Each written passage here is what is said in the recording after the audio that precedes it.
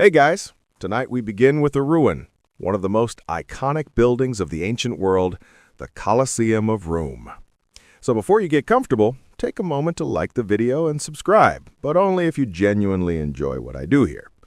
And let me know in the comments where you're tuning in from and what time it is for you. It's always fascinating to see who's joining us from around the world.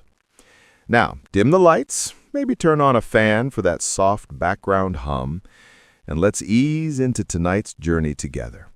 When the Colosseum opened in 80 CE, it wasn't the half-broken tourist magnet we see today. No, back then it was the Beyoncé of Roman architecture, flawless, dramatic, and guaranteed to make the neighbors jealous.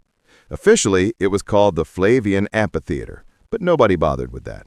Romans just pointed and said, the Colosseum.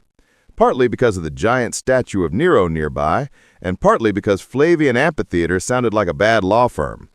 The thing was enormous. 50,000 seats, 80 entrances, marble cladding so bright you probably needed sunglasses. It was the ultimate status symbol. An arena built to show that Rome had more concrete, more slaves, and more free time than anyone else on earth. Senators sat in the good seats, peasants squashed up top, but everyone got the same blood-splattered view. Titus, the emperor who cut the ribbon, didn't settle for a casual opening ceremony. He hosted 100 straight days of entertainment. Picture Netflix autoplay, but with more stabbing. Gladiators fought, wild animals were butchered, and at a particularly because we can moment, the Romans flooded the arena to stage naval battles. Who needs running water for the city when you can build an indoor murder lake? And they shipped animals in from everywhere.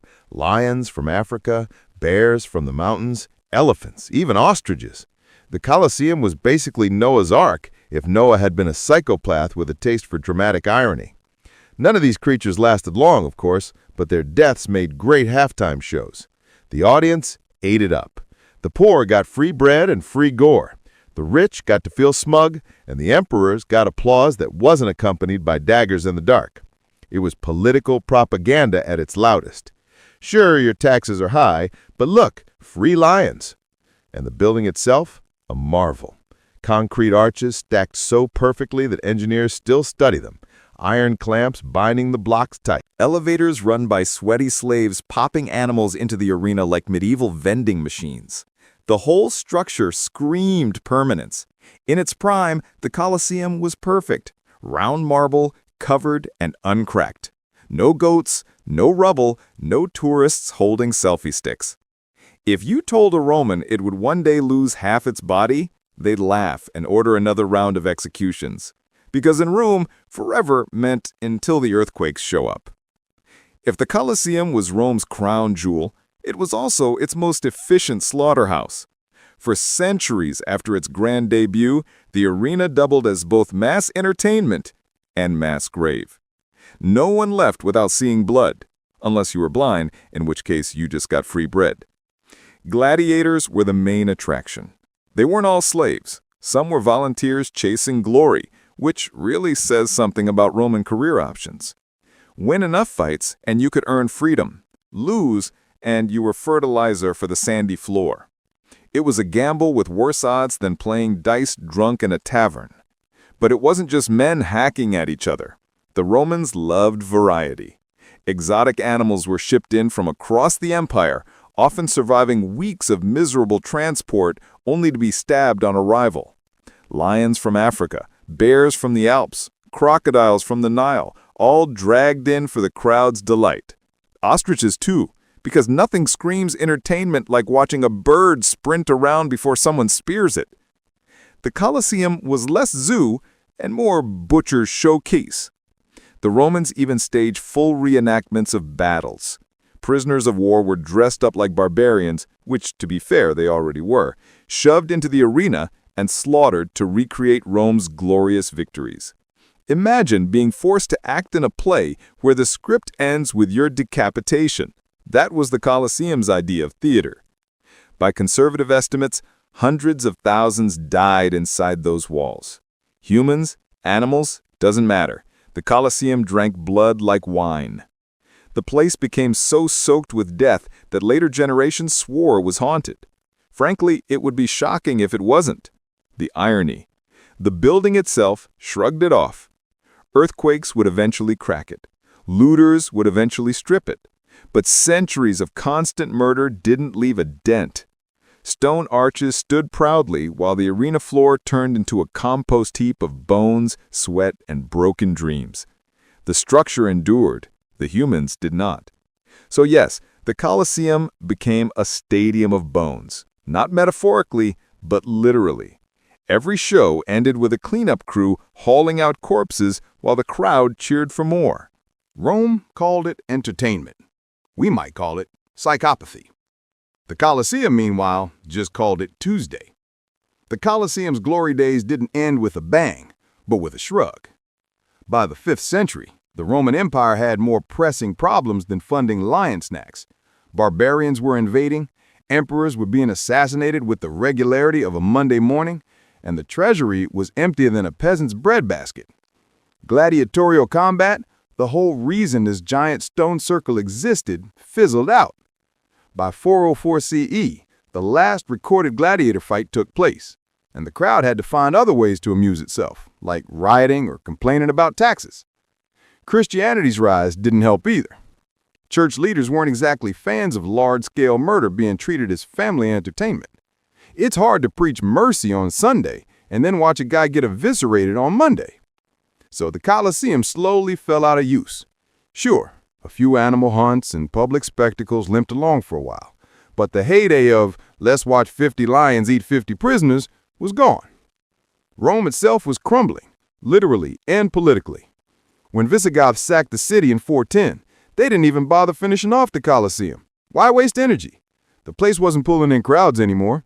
The empire split, the western half died, and the once mighty stadium just sat there.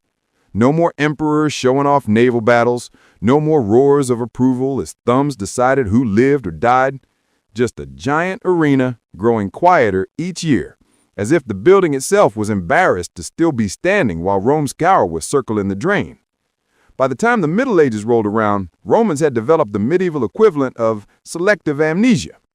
The Colosseum wasn't the jewel of the empire anymore. It was just that really big crumbling thing in the middle of town.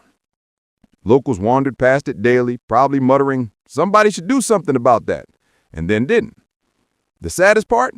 The Colosseum hadn't even started losing its stones yet. That was still to come. Right now, it was just suffering from neglect, like a once famous actor now doing beer commercials.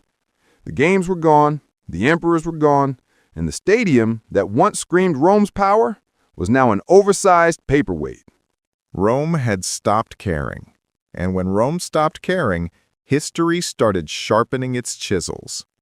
The Colosseum may have shrugged off centuries of stabbing, mauling, and general blood-soaked chaos, but nothing in Rome was built to survive Mother Nature's passive-aggressive fits. By the 9th century, the building was already neglected, the games long gone, and Rome itself was the shadow of its imperial past. Then the earthquakes arrived. And they didn't come to spectate, they came to finish the fight. In 847 CE, a major quake hit the city. The southern side of the Colosseum, that great arc of stone and marble, took the worst of it. Massive chunks tumbled down in a cascade of rock, iron, and centuries of bad memories. What emperors, barbarians, and popes hadn't managed to destroy, the earth itself happily kicked over like a spoiled child knocking down a sandcastle. The Colosseum went from majestic ruin to, well, at least half of it is still standing. The southern side, in particular, suffered because it sat on less stable ground. Ancient Roman engineers had been geniuses, yes, but even they couldn't outsmart fault lines forever. The northern half clung on, while the south collapsed in stages, leaving the building looking permanently lopsided, like history's most dramatic before and after photo. And this wasn't a one-time event. Rome got more tremors throughout the Middle Ages, each one loosening more stone, each one giving locals new excuses to cart away rubble for personal projects. Every quake turned the Colosseum into the world's biggest clearance sale. What had once been an engineering marvel became a cracked skeleton. Vaulted arches buckled, Stairways vanished, and spectators who might have sat comfortably in the second tier centuries earlier would now be looking at open sky and wondering why nobody brought scaffolding. For Romans of the time, though, it wasn't a tragedy, it was opportunity. Huge slabs of travertine lying around in neat piles? Perfect. Why mourn a broken amphitheater when you could turn its ribs into your new church facade? And the more earthquakes struck, the more free building materials rolled in. The Colosseum didn't just fall apart, it was being politely delivered to the rest of Rome. Room, one tremor at a time. And after the 847 quake, the missing half of the Colosseum wasn't just a possibility, it was already becoming a reality. The Colosseum survived its first big earthquake in 847 CE, looking a bit battered, but still recognizable.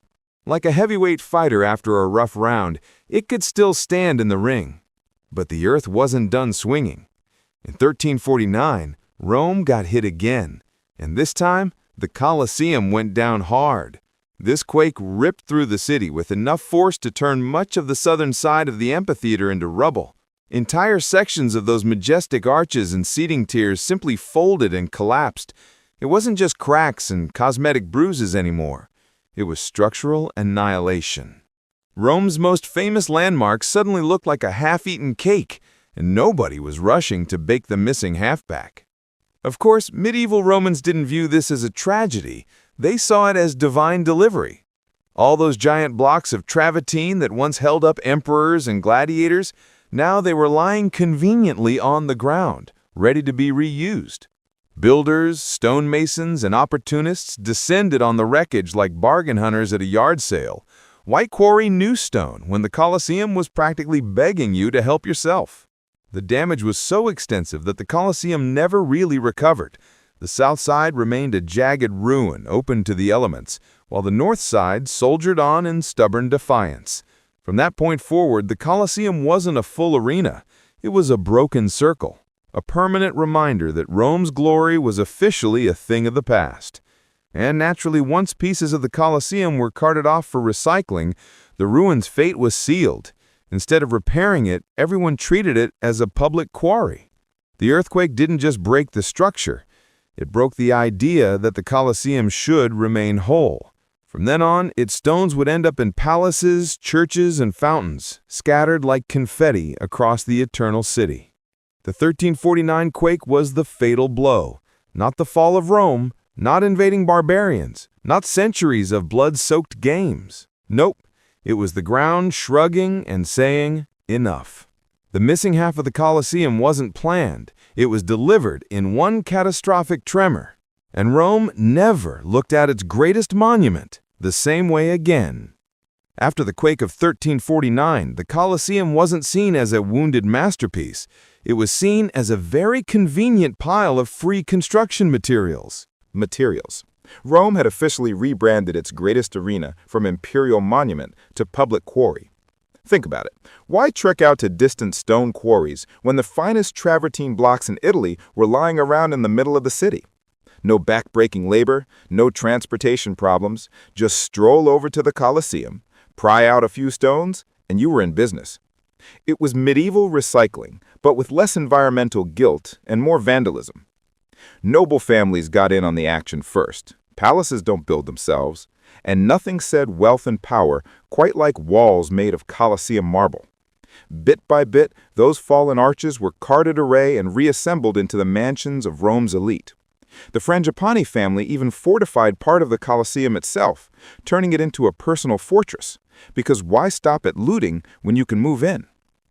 The church wasn't innocent either. If you've ever admired St. Peter's Basilica or any number of Rome's ornate churches and fountains, you've probably admired pieces of the Colosseum without realizing it. Popes were more than happy to strip pagan marble from a crumbling amphitheater to give God's house a facelift. After all, what better way to honor the faith than with repurposed gladiator bloodstones? For everyday Romans, the Colosseum became less a landmark and more a medieval Home Depot. Need a slab for your workshop floor? Help yourself. Need stone for a wall? Grab a piece from the arena. The arches that once thundered with cheers now echoed with the sound of chisels hacking away at their bones. The Colosseum wasn't destroyed in one dramatic collapse. It was slowly dismantled by centuries of practicality. Earthquakes gave Rome the rubble. Romans gave themselves permission to cart it off. Piece by piece, the amphitheater bled into the city around it. By the late Middle Ages, calling it a Colosseum was generous. It was more like an open-air warehouse. The missing half didn't vanish overnight. It was repurposed, swallowed by palaces, basilicas, fountains, and houses. Rome hadn't lost its monument. It had simply rearranged it. The Colosseum had gone from monument to quarry. And once that shift happened, there was no going back. If there's one thing medieval noble families loved more than money, it was flaunting it. And in Rome, flaunting often meant squatting inside ancient ruins like raccoons with titles. The Colosseum was no exception. By the 12th century, the city's elite weren't just carting off its stones. They were moving in. The Frangipani family got there first. These were your classic medieval power players, wealthy, ambitious, and not above declaring, "This half-broken arena is mine now." They fortified the Colosseum, turning it into a personal castle. Forget gladiators and roaring crowds. Picture silk-robed nobles sipping wine in the same arches where lions once disemboweled criminals. It was a bizarre mashup of luxury living and squatter chic. The Annabaldic clan eventually muscled in too, because in medieval Rome, nothing said respectable family home like commandeering a gigantic, haunted ruin. They reinforced towers, walled off sections, and treated the Colosseum like a real estate jackpot. It wasn't a stadium anymore. It was prime medieval loft space with excellent views of the city and slightly fewer ghostly screams than average. Of course, nobles didn't exactly repair the place. They weren't interested in restoration. They were interested in using the Colosseum's sheer bulk to project power. Massive stone arches became defensive walls, and once gaping entrances were turned into gates to keep enemies out. Imagine medieval guests arriving for a banquet, having to step around rubble piles and decorative bloodstains from 2 centuries earlier. For ordinary Romans, this was peak absurdity. The most famous amphitheater in the empire, once Rome's pride, had been downgraded to family fortress with bonus goat pens. It was like turning the Eiffel Tower into a condo complex, or renting out the Great Pyramid on Airbnb. And yet, the nobles thrived in their crumbling palace. The Colosseum's enormous presence made them look untouchable, even if the building itself was falling apart. Its stones had once symbolized Rome's unstoppable empire. Now, they symbolized the egos of families who couldn't stop fighting over which half of a ruin belonged to them. So while earthquakes weakened the Colosseum, it was noble ambition that turned it into a parody of itself. Rome's greatest arena wasn't a monument anymore. It was luxury real estate with a side of rubble. Medieval chic at its most ridiculous. If the noble families Were shameless about squatting in the Colosseum, the popes were even less subtle about dismantling it. By the Middle Ages, the papacy had figured out that God's house looked much holier when it was decorated with stolen pagan marble. And what better source than the largest pile of pre-cut, high-quality stone in all of Rome? So, the Colosseum became the Vatican's unofficial quarry. Need a wall for a basilica? Grab some travertine from the amphitheater. Fancy a marble column for your palace? Don't waste time carving one. Just rip it straight out of the Colosseum. After all, it wasn't like the lions and gladiators were going to complain. One pope after another chipped away at the ruin. Pope Gregory the Great is said to have encouraged the reuse of materials from old pagan buildings, and the Colosseum fit the bill perfectly. Later popes happily obliged, stripping out blocks, iron clamps, and decorative marble to repurpose them across the city. The result? Rome's skyline became a patchwork of Colosseum souvenirs. If you admire St. Peter's Basilica today, you're also admiring a few chunks of the missing half of the Colosseum, just disguised as holy architecture. And the irony here is delicious. The very building, once condemned as a site of Christian martyrdom, was now being cannibalized to glorify the Christian faith. Nothing says divine providence quite like ripping apart a murder arena to build a cathedral. Of course, the popes didn't stop at stone. They also authorized the removal of the Colosseum's metal clamps, those iron staples that literally held the blocks together. Extracting them weakened the walls further, leaving behind pockmarks that are still visible today. It was like pulling nails out of a wooden house and then acting surprised when it collapsed. For everyday Romans, this papal demolition derby was just normal life. Why quarry new material when the Pope had basically declared the Colosseum a divine part shop?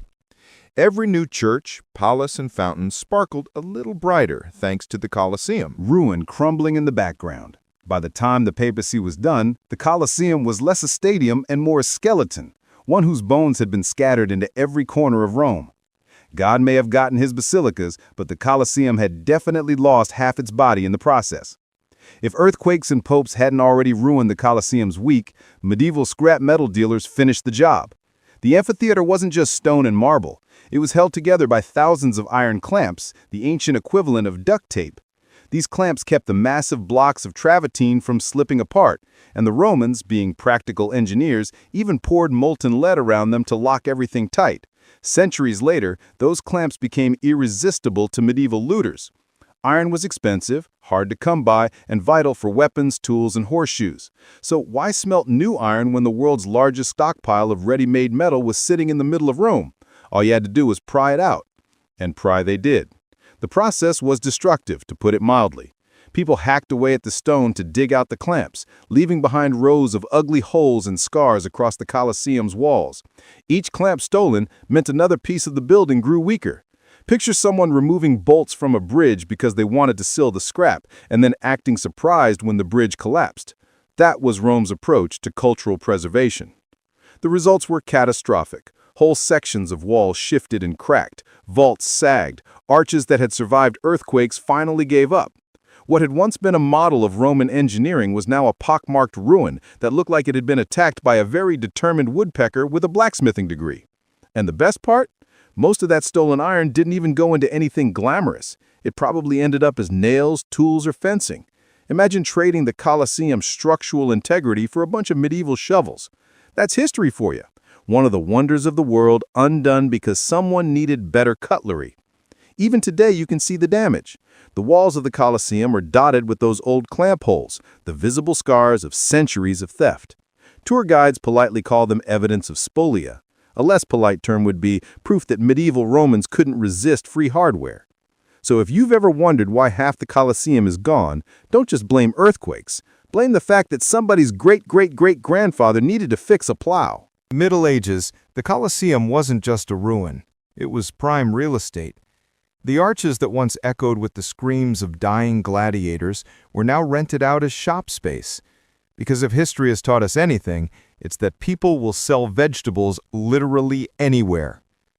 The ground-level arches, designed to funnel tens of thousands of spectators in and out of the arena, became perfect storefronts. Bakers set up ovens, smiths hammered away at iron, and butchers displayed cuts of meat in the same spots where lions once tore into prisoners. Nothing says fresh product like buying your sausage under a centuries-old bloodstain. And it wasn't just shops. People lived there, too. The Colosseum turned into a makeshift apartment complex, with families carving out homes in its hollowed arches. Imagine waking up in the morning, stepping outside your door, and remembering you live inside history's biggest murder arena. For medieval Romans, that was just Tuesday. Of course, these weren't luxury condos. Rain dripped through cracks, rubble was always a hazard, and occasionally parts of the wall collapsed without warning. But hey, location, location, location. Where else could you live in the heart of Rome for free? Surrounded by crumbling marble and the occasional goat, the Colosseum's arches also hosted workshops. Blacksmiths, tanners, and carpenters all moved in, hammering and sawing away in the shadow of fallen emperors. You can almost hear the marketing pitch. Come for the history, stay for the low rent. The place had officially gone from world wonder to strip mall with haunting ambiance. For passing travelers, the sight was surreal. Instead of seeing a majestic amphitheater, they saw a half-collapsed ruin buzzing with market chatter, smoke rising from chimneys wedged into ancient walls, and children chasing chickens across the arena floor. It was less ruin of the empire and more haunted shopping mall. And the best part? Nobody thought this was weird. Medieval Romans weren't sentimental about ruins. To them, the Colosseum was a very large, very convenient space that just happened to be available. If emperors had known their grand arena would one day house bakeries and shoe repair shops, they probably would have built something smaller and less tempting. The Colosseum had officially reinvented itself, not as a stadium, not as a fortress, but as a mall, and business was booming. Only a matter of time before it became a barn. And sure enough, the grand arena that once staged naval battles and gladiatorial duels eventually turned into a giant pasture for sheep and goats. Nothing says fall of empire quite like livestock grazing on history's most iconic murder arena. Travelers in the Middle Ages often describe the Colosseum not as a ruin, but as a sort of ghostly meadow, with herds of animals calmly chewing grass in the same space where gladiators once fought for their lives. Imagine standing in the world's largest stadium and hearing not the roar of 50,000 spectators, but the gentle bleating of goats. A little anticlimactic, yes, but probably better for public health. Goats didn't care about imperial grandeur or architectural mastery. They cared about weeds, and the Colosseum had plenty of those. Plants grew wildly in its cracks, stairways, and collapsed arches, turning the place into an overgrown buffet. Shepherds thought, why not? Free grass. And just like that, the arena of emperors became the cheapest grazing land in Rome. The irony, of course, is that medieval Romans considered this perfectly normal. To them, ruins weren't sacred or untouchable. They were practical. You needed a fortress? Move into the Colosseum. You needed a quarry? Dismantle it. You needed grazing land? Toss in some goats. The ancient world wasn't being preserved. It was being repurposed. And goats, apparently, were excellent tenants. Low rent, minimal noise complaints, just the occasional pile of droppings where Caesar once sat. For foreign visitors, the sight was both shocking and hilarious. Pilgrims and scholars would arrive in Rome expecting to see the legendary amphitheater and instead find sheep wandering across the arena floor. One chronicler noted that the Colosseum looked less like a monument and more like a ruined village green. That's medieval for, wow, this is embarrassing. In a way, though, the goats were the Colosseum's most loyal fans. They kept showing up century after century, long after emperors, gladiators, and nobles abandoned it. If walls could talk, the Colosseum might have said, out of all the crowds I've hosted, the goats are the easiest.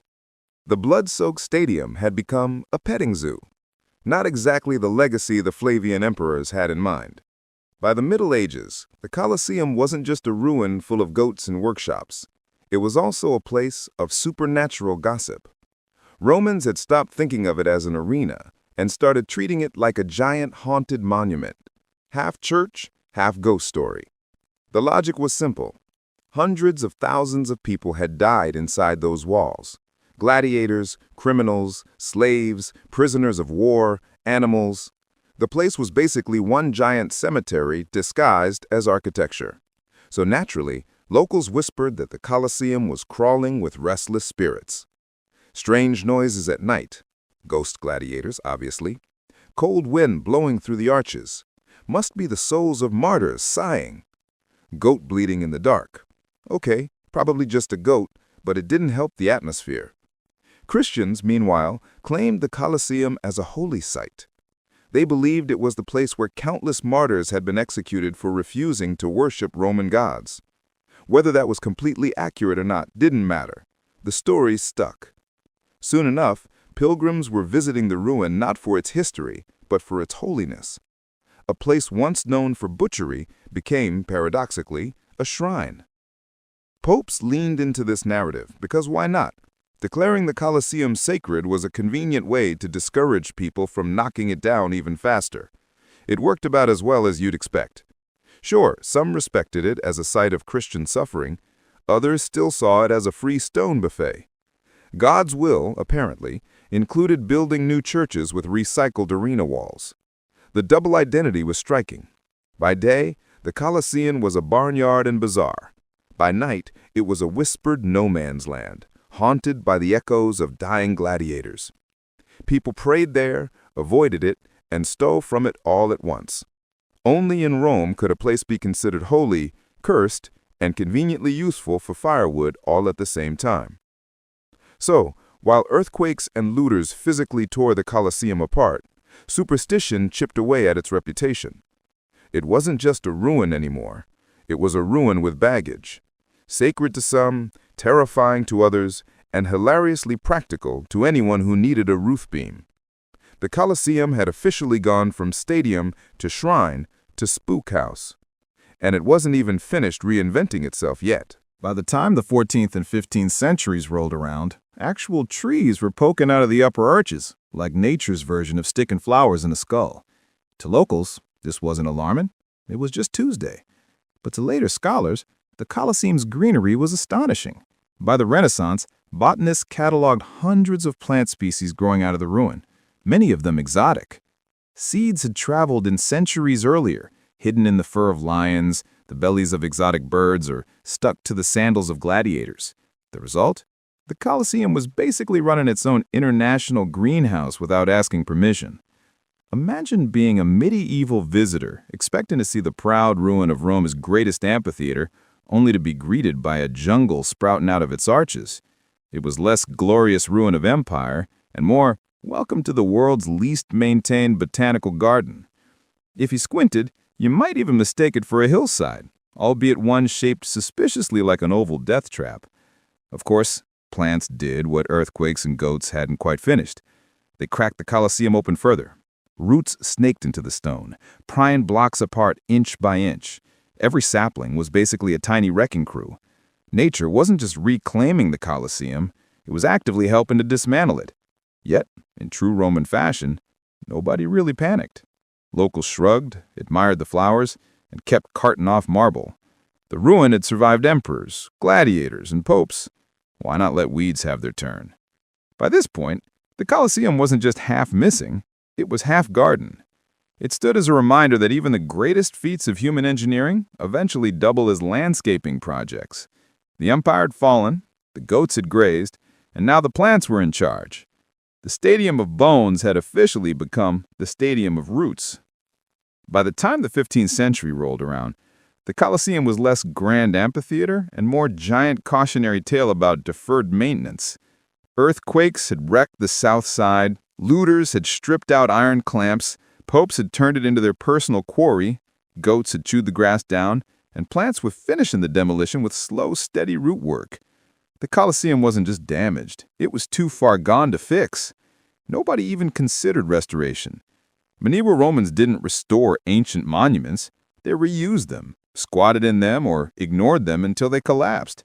A massive project to save the Colosseum would have cost fortunes, and let's be honest, nobody was spending Money to protect a half-ruin when there were cathedrals to build, palaces to decorate, and wars to fight. The idea of preservation just didn't exist yet. If you wanted history to survive, you wrote it down in a dusty manuscript. Stone, that was fair game for fireproof housing material. The Colosseum, once Rome's loudest symbol of empire, became background scenery, the city's biggest piece of urban clutter. Its missing half wasn't treated as a tragedy, it was treated as an opportunity. Those fallen blocks built homes, churches, even part of the Vatican. The people of Rome had no shame about living in luxury thanks to the cannibalized corpse of their own past. Travelers and pilgrims passing through the city often described it as awe-inspiring, but not because it was intact. The sheer scale of its brokenness impressed them. Look, they basically said, if this much ruin still stands, imagine how terrifying it must have been when complete, which is a polite way of saying, wow, this wreck is huge. Meanwhile, everyday Romans just lived around it, selling bread under its arches, grazing goats in its arena, and treating one of the wonders of the ancient world like a neighborhood backdrop. Restoration wasn't on the table because to most people, the Colosseum was already finished, not as a stadium, but as a ruin. By the late Middle Ages, it was simply too broken to save. The Colosseum had gone from centerpiece of empire to oversized quarry to city barnyard, and now it was settling comfortably into its final role, the world's most majestic pile of rubble. By the dawn of the 16th century, the Colosseum was no longer just a ruin. It was a ruin with a second life, scattered all over Rome. If you've ever admired a grand church facade, a papal palace, or a fancy fountain in the Eternal City, chances are you've admired a piece of the missing Colosseum. The empire may have fallen, but its stones were still working overtime. Popes were some of the biggest culprits. Why commission expensive new quarries when you could simply peel marble off the Colosseum like wallpaper? The Basilica of St. Peter's boasted with Colosseum stone. Palaces for the Vatican elite, same deal.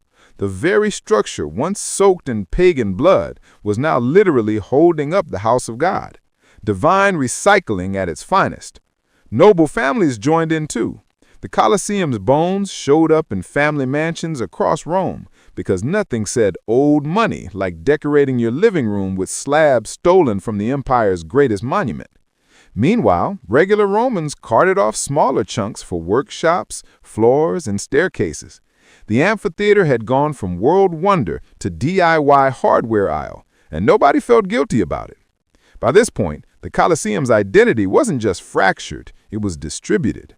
Half of it still loomed in the city center, cracked and half devoured by plants. The other half was scattered, hiding in plain sight, camouflaged as parts of Rome's new skyline. If you wanted to see the Colosseum in the 1500s, you didn't go to the amphitheater. You went on a scavenger hunt across the city.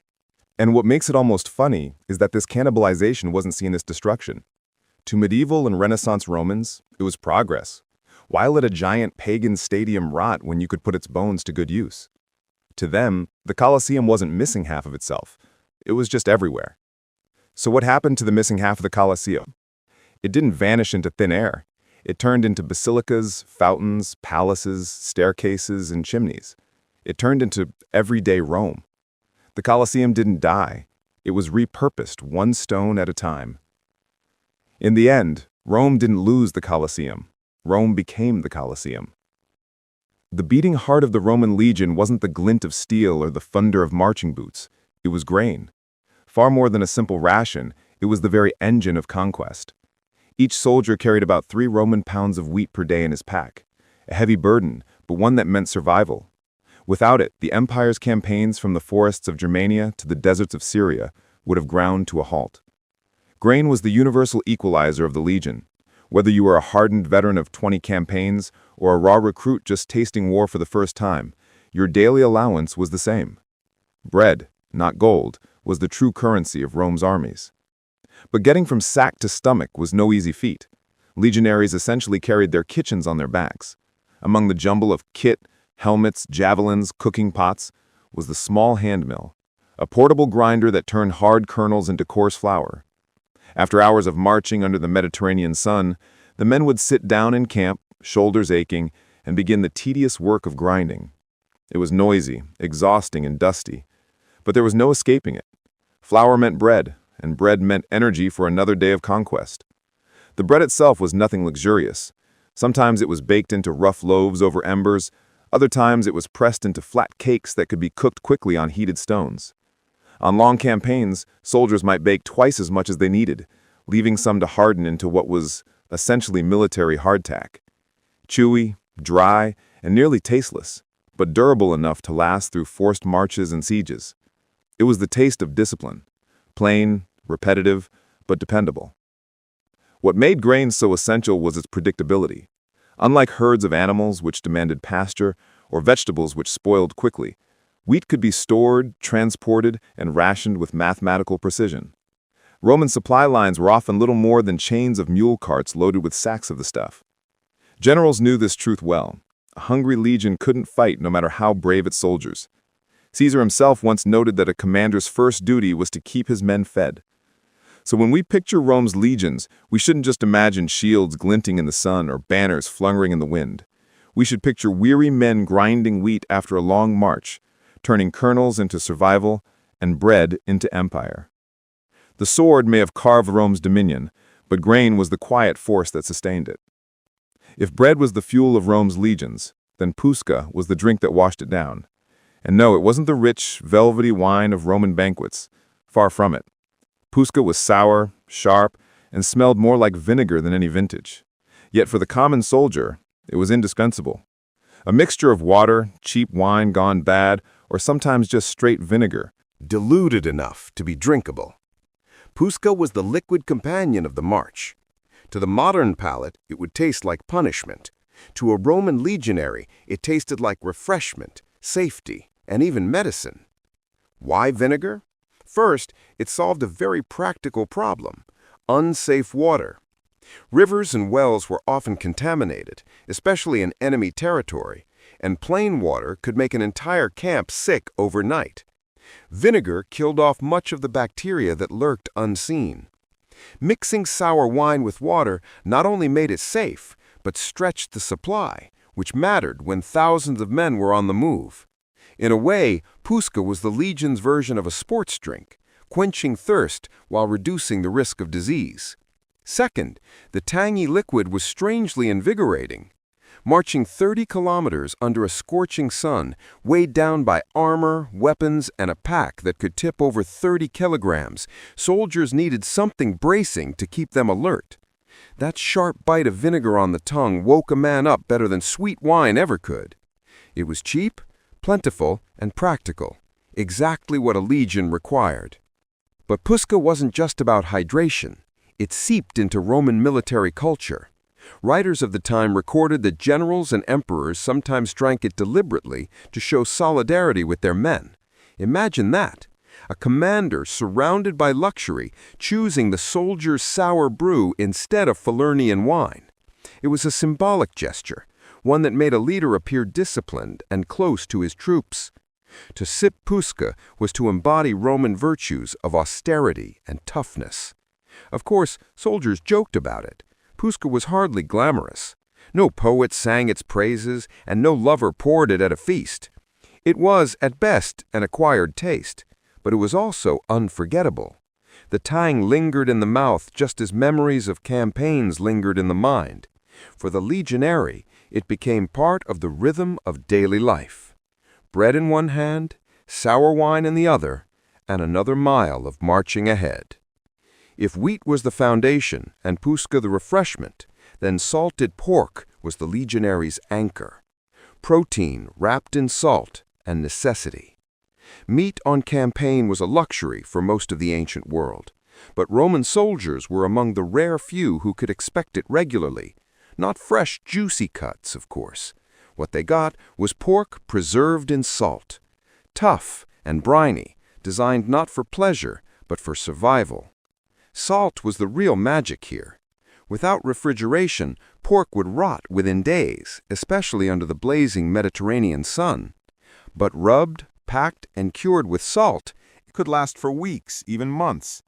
Legionaries carried slabs of it in their packs, sometimes boiled in camp to soften the texture, other times roasted on skewers over small fires when time allowed. The taste was harsh, salty, greasy, and repetitive, but it kept them strong. Protein rebuilt the muscles worn down by endless marching and brutal combat.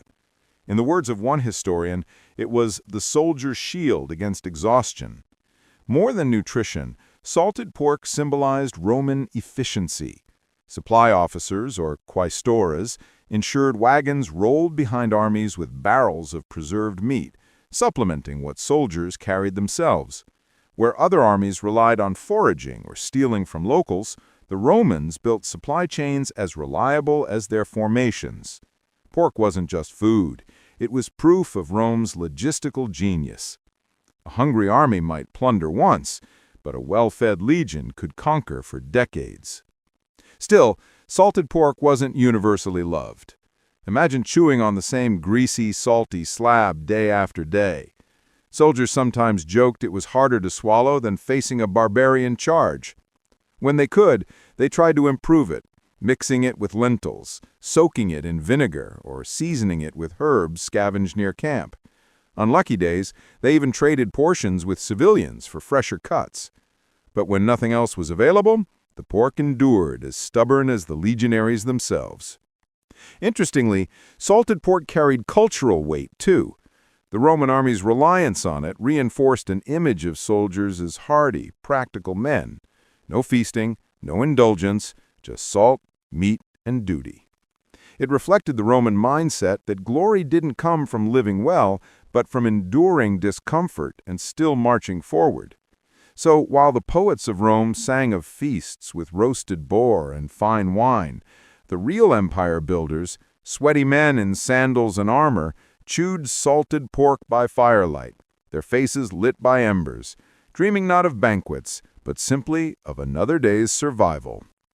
If salted pork was the legionary's heavy, briny burden, then hard cheese was his modest comfort, dense, portable, and surprisingly nutritious.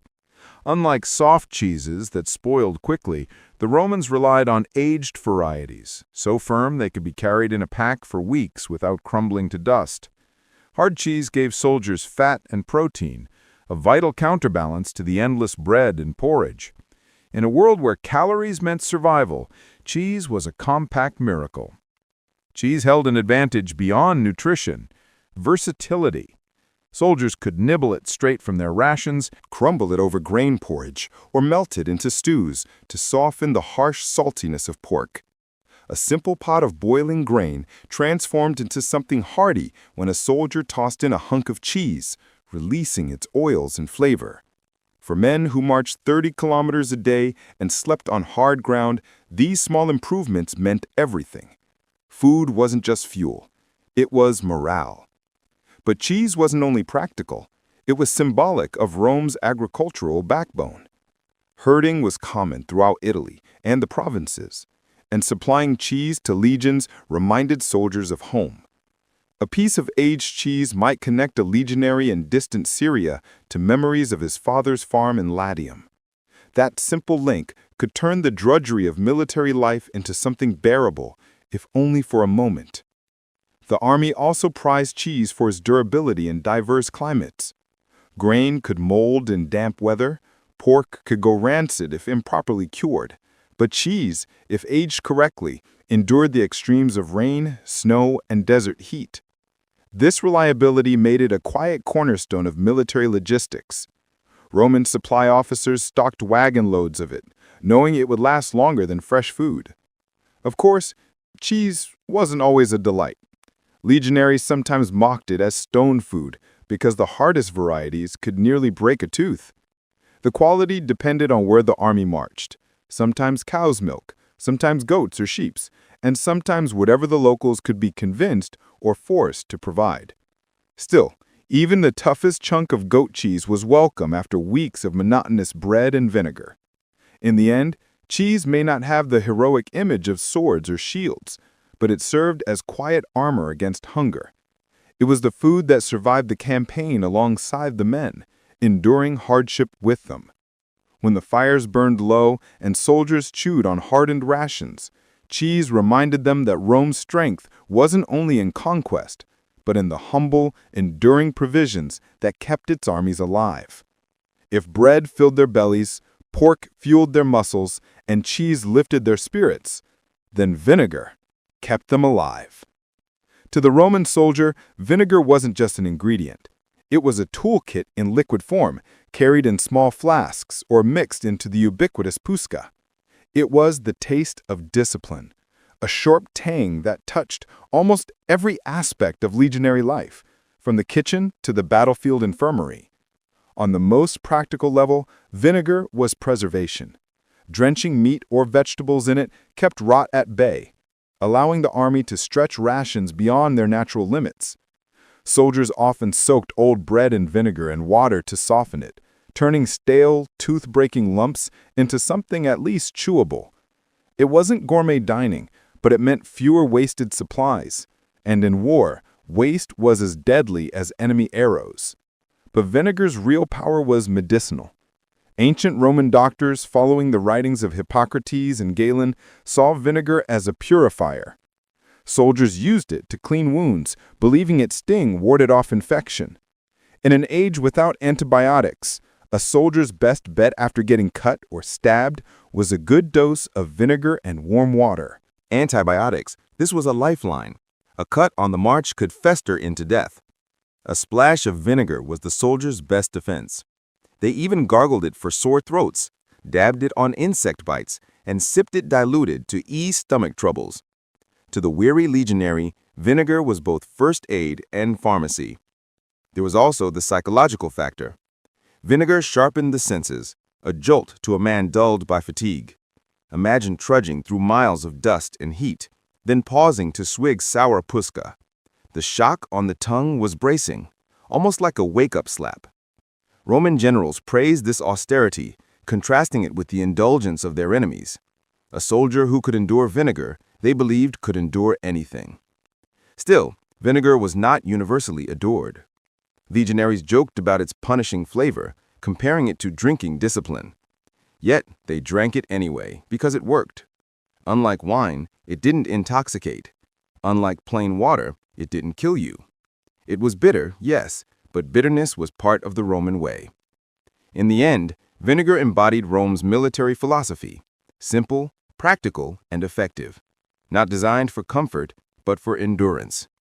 As soldiers doused bread, cleaned wounds, and gulped sour mixtures by firelight, they proved that Rome's empire was not built on luxury. It was built on resilience, sharpened by the taste of vinegar. The Roman legionary was more than a fighter. He was a moving kitchen. Each man carried his own little pantry and cookware strapped to a furca, a wooden pole slung over the shoulder like a yoke. On it hung a cooking pot, a pan, and whatever supplies he had been issued: grain, pork, cheese, and vinegar. To the modern eye, this may look more like the gear of a poor traveler than that of a soldier.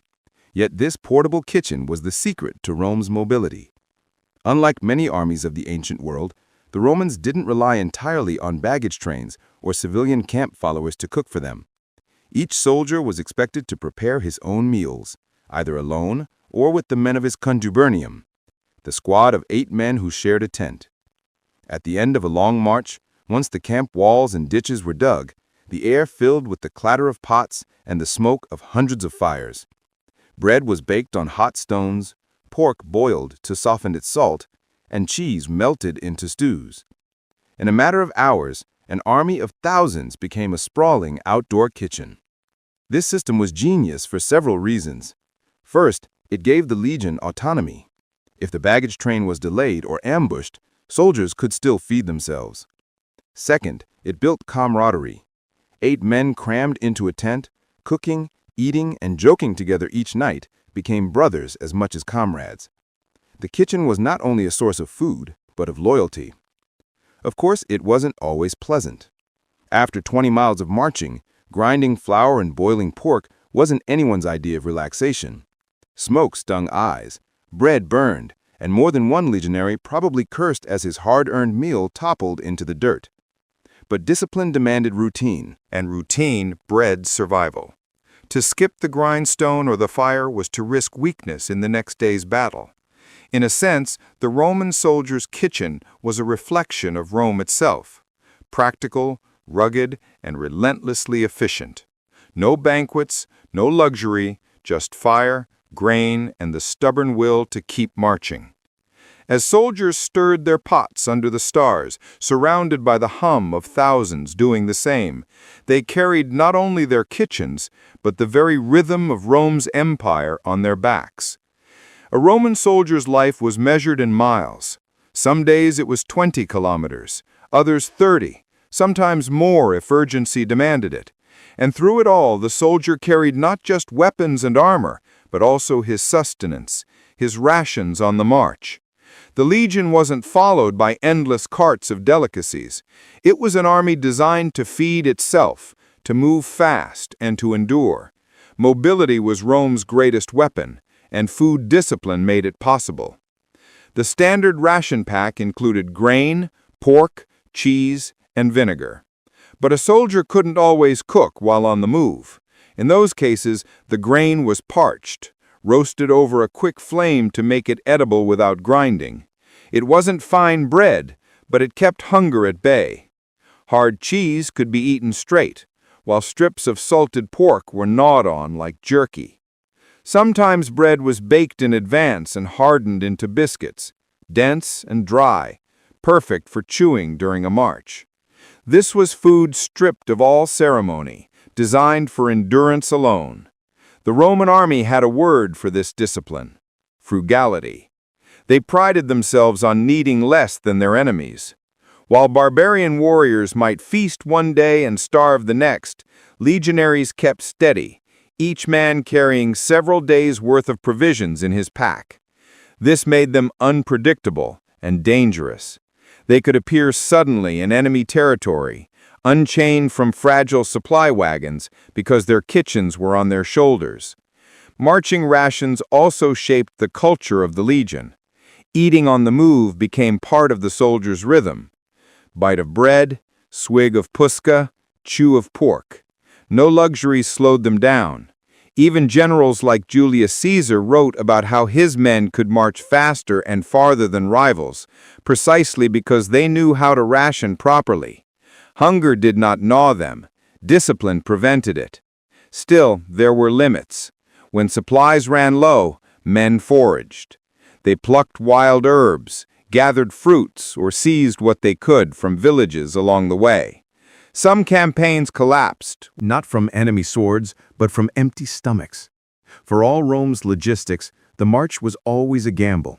Too slow, and the men might eat through their rations before the next resupply.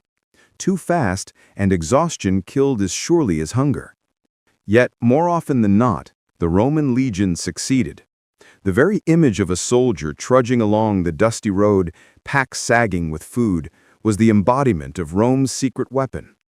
Rations on the march weren't just survival, they were strategy. For days on end, the legionaries' meals were predictable: grain, pork, cheese, and the sour bite of vinegar. But when victory came, food transformed from bare survival into celebration. The Roman feast after battle wasn't just about eating. It was about morale, reward, and reminding every soldier why enduring the monotony of rations was worth it. Feasting usually began when the fighting ended and spoils were secured. The baggage animals, kept out of danger during the clash, were slaughtered first. Fresh meat replaced salted slabs, filling the camp with the smell of roasting beef, lamb, or goat. Soldiers who had choked down dried rations on the march suddenly tore into sizzling cuts, juices dripping onto their tunics. Wine, real wine, not the diluted sourness of puska, was uncorked, passed around, and drunk with abandon. For a night, the army shed its austerity and reveled. These celebrations served a deeper purpose. Victory feasts reinforced the bonds of the contubernium and the legion as a whole. Sitting shoulder to shoulder around fires, men who had survived battle together now toasted one another. The simple act of eating transformed into ritual. Meat roasted over shared flames, bread broken and passed, laughter rising above the embers. Even the most hardened centurion knew that food could heal what battle had broken. Commanders understood this too.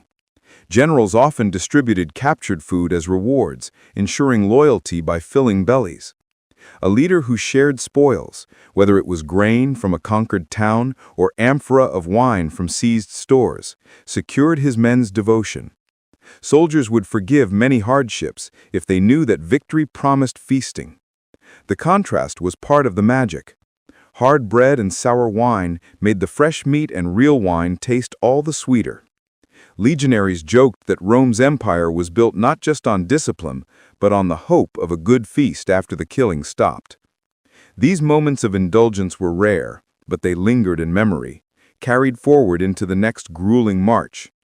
Yet even in celebration, moderation was expected. Discipline was never far from the table. Tomorrow might bring another battle, another march, and commanders feared that drunkenness could undo what victory had secured. So the feasts, though joyous, were bounded by order. Romans celebrated not as revelers, but as soldiers who knew duty would soon call again.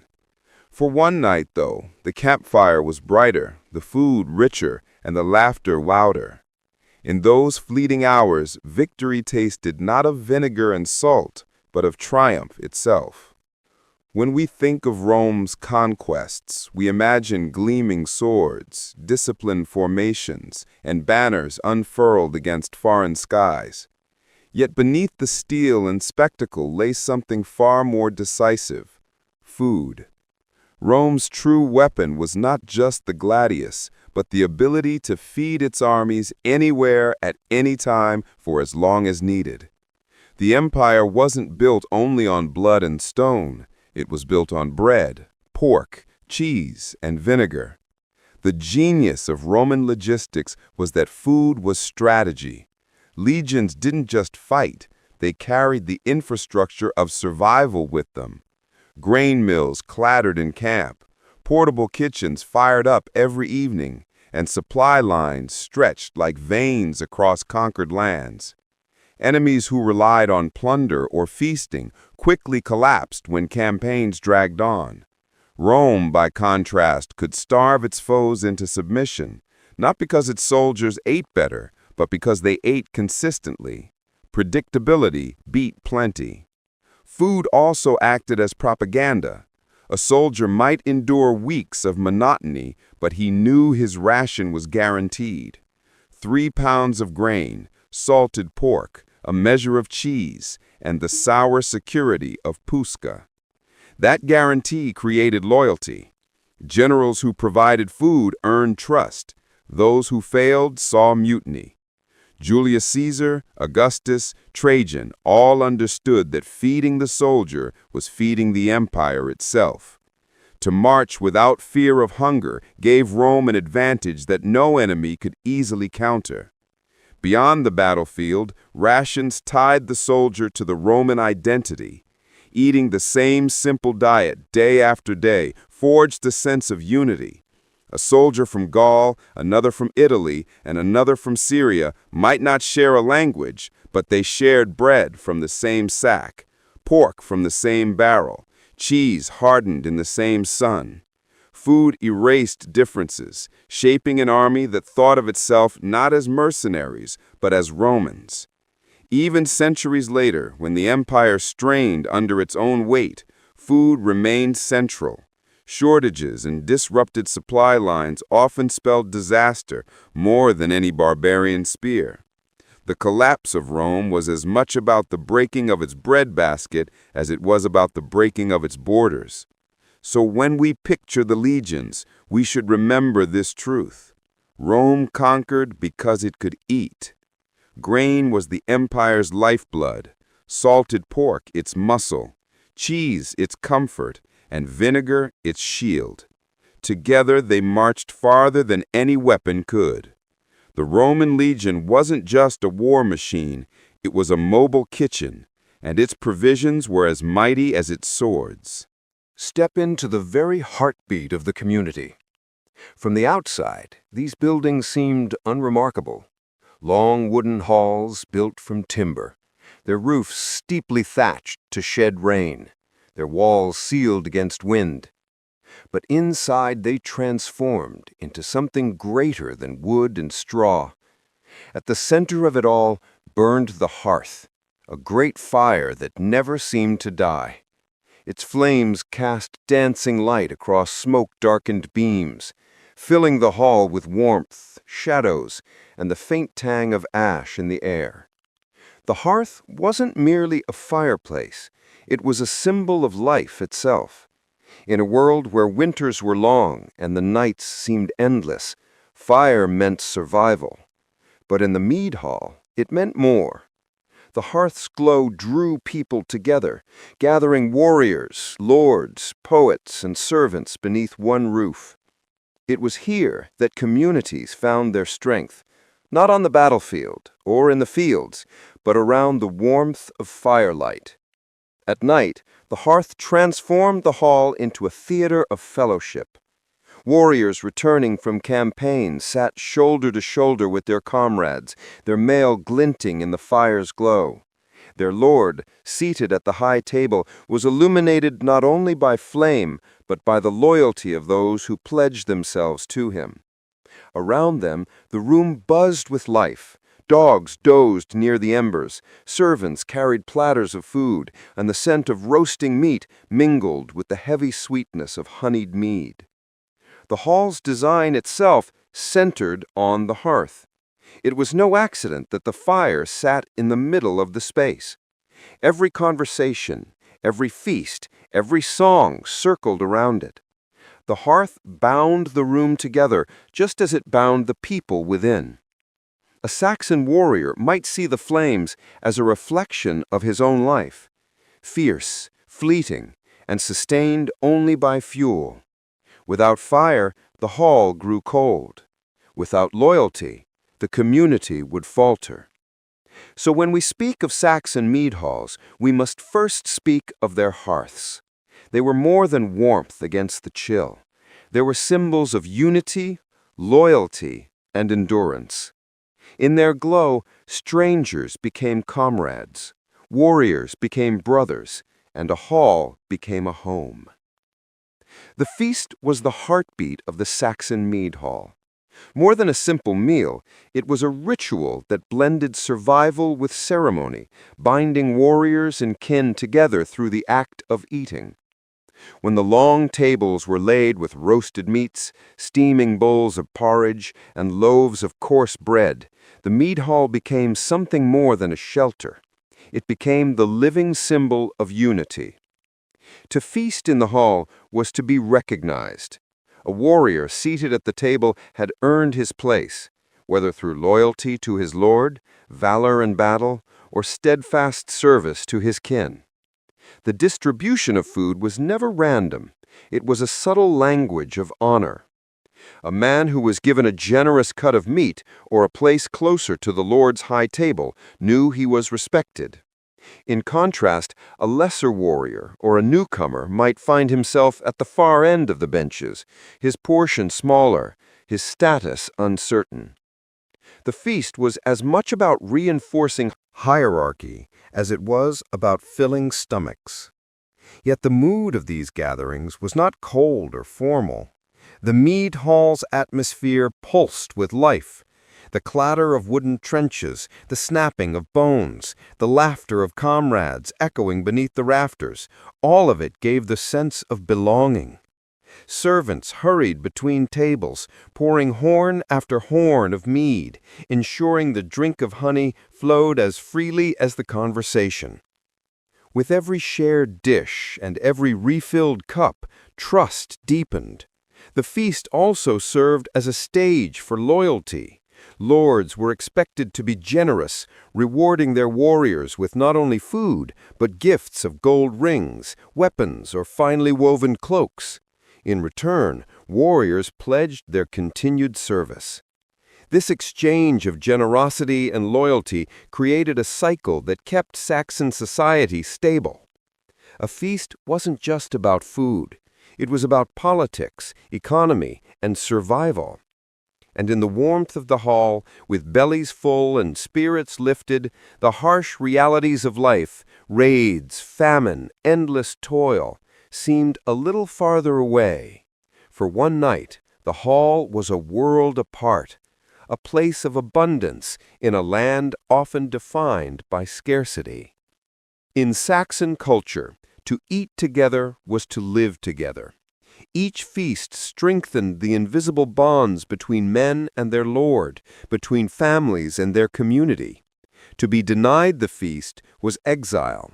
To be welcomed at the table was life itself. If bread and meat filled the body, mead filled the spirit.